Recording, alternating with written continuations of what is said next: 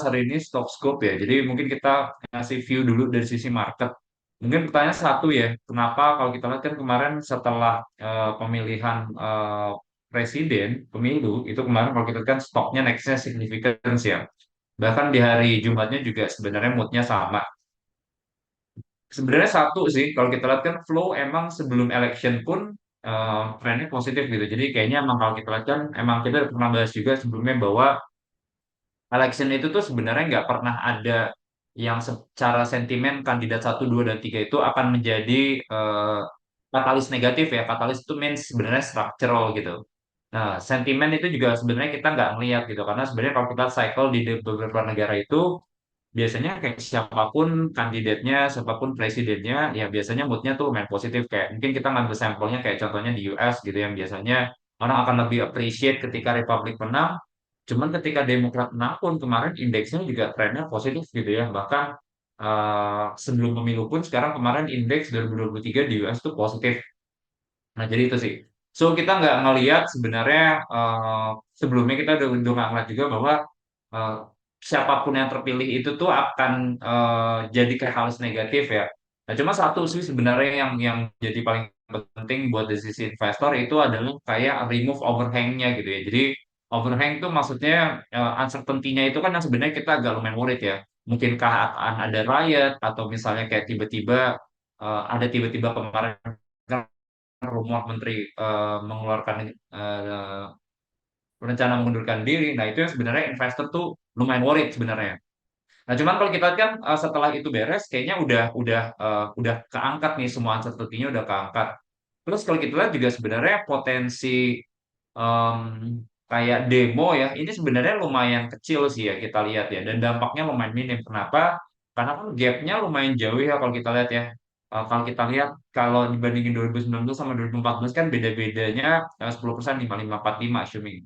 Nah sekarang kan bedanya tuh 58, 26, 17.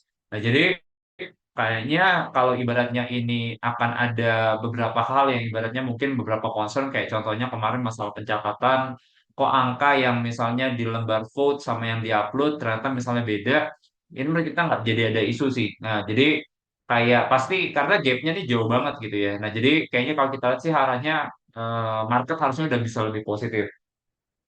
Ini kelihatan juga sebenarnya dari sisi flow ya. Kelihatan kalau kita lihat dari sisi asing itu flow-nya bagus ya, so far bagus. Sebelumnya bagus, sekarang makin kenceng gitu ya, 2 triliun, 1 triliun. Jadi flow in overall sih bagus ya ke depannya. So kalau misalnya buat market ya, jadi kira-kira view-nya gimana sebenarnya kalau in the short to medium term? Nah, jadi kalau buat di Indonesia in overall positif ya, kita melihat dengan adanya uncertainty itu udah beres, itu udah bisa jadi katalis positifnya. Nah, cuman satu yang sebenarnya kita masih agak lumayan worried, walaupun sebenarnya kayaknya market di US dan juga Eropa itu kayaknya nggak terlalu bothers ya kayak masalah ini ya karena kalau kita di Amerika di Eropa indeksnya kan positif. Cuma satu sih sebenarnya yang jadi concern adalah kan kemarin data inflasi di Amerika itu masih tinggi ya. Jadi kemarin ekspektasinya inflasinya bisa di bawah 3% di 2,9.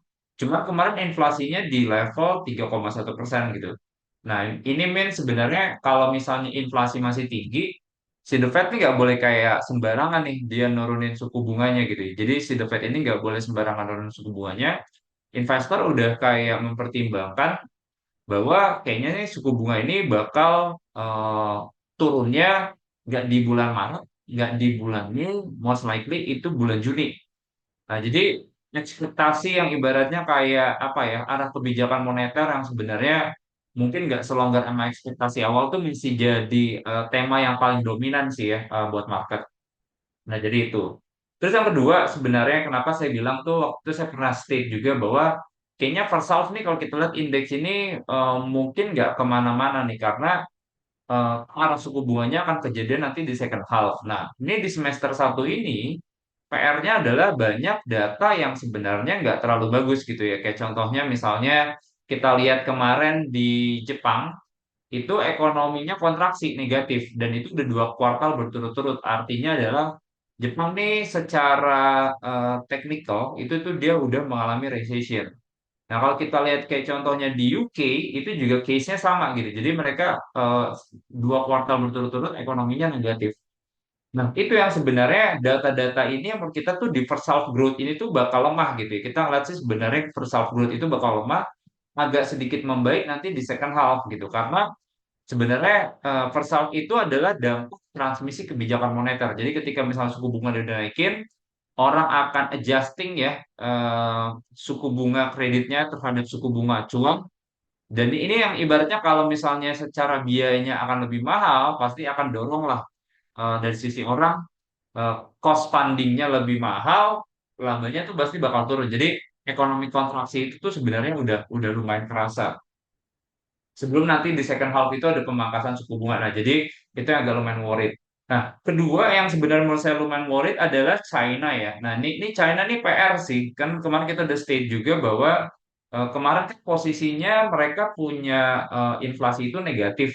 Artinya harga barang-barang di China itu turun malah. Nah, harga barang di deflasi itu artinya daya belinya tuh nggak ada gitu ya. Maksudnya daya belinya nggak ada. Nah, ini nggak cuma di level consumer, di level produsernya juga turun gitu. Turunnya bahkan lebih dalam sampai 2,5%-an. Nah, jadi kok ini worried kok gitu. Kenapa worried gitu ya? Karena sebenarnya China tuh udah banyak menerapkan eh, kebijakan yang sebenarnya support gitu ya. Kayak contohnya kebijakan fiskalnya, mereka mau naikin tuh tingkat hutang terhadap PDB-nya. Jadi dulu istilahnya kan namanya kan defisit fiskal gitu ya. Jadi defisit fiskalnya tuh dulu cuma 3% doang. Terus habis itu defisit fiskalnya dilebarin jadi 3,8%. Means kan sebenarnya spendingnya akan lebih banyak gitu ya dibanding sama si revenue-nya. Jadi contohnya misalnya si revenue-nya itu 1 triliun, si eh, showing 1.000 triliun ya. Ini belanjanya misalnya 1.380 triliun. Jadi lebih gede defisitnya itu terhadap PDB. Isunya PDB-nya misalnya kayak 1.000 triliun gitu ya. Nah, jadi itu udah dilakukan. Kedua, mereka udah pangkas juga suku bunganya. Suku bunganya mereka pangkas, dana yang ditaruh ke bank atau namanya reserve requirement itu mereka udah pangkas juga. Cuman kok ternyata nggak translasi nih ke daya beli itu tadi gitu ya. Nah, makanya investor kayaknya nge-highlight bukan ada masalah kayak stimulus sih, cuman kayaknya ada masalah struktural terkait dengan behavior. Kayaknya orang nggak pede nih buat spending. Mungkin mereka trauma ketika zaman-zaman COVID gitu, atau mereka banyak jaga-jaga gitu, takutnya mereka nggak punya uang dan lain-lain ketika zaman COVID. Nah, jadi orang ini kelihatan banget kayak nahan mereka punya spending gitu ya. Plus ibaratnya emang ekonominya kan lagi nggak bagus karena kan bisnis propertinya lagi hancur. Nah itu kan dampaknya kemana-mana tuh. Nah properti dan turunannya tuh sekitar 40% ke perekonomiannya di China. Nah itu yang sebenarnya kita lumayan worried ya. Makanya kenapa kalau kita lihat komoditi ini yang khususnya metal mining ini belum terlalu perform gitu ya. Nah jadi itu sih teman-teman ya sedikit dari sisi ini. Cuman view-nya gimana nih Pak Niko ya? View-nya kalau gimana ya kalau dari saya? Indeks ini positif gitu ya. Jadi indeks positif, cuman yang saya lakukan itu belakangan adalah mengurangi beberapa posisi. Cukup sisi saham sih sebenarnya saya masih lumayan agresif banget enggak 100% saya punya dana tuh saham. Berarti posisi sekarang itu sekitar posisi sekarang itu berarti sekitar 80%, 75 sampai 80%. Itu saya udah kulangin bertahap sih ya. Nah, jadi itu sih teman-teman ya. Sektor play-nya apa?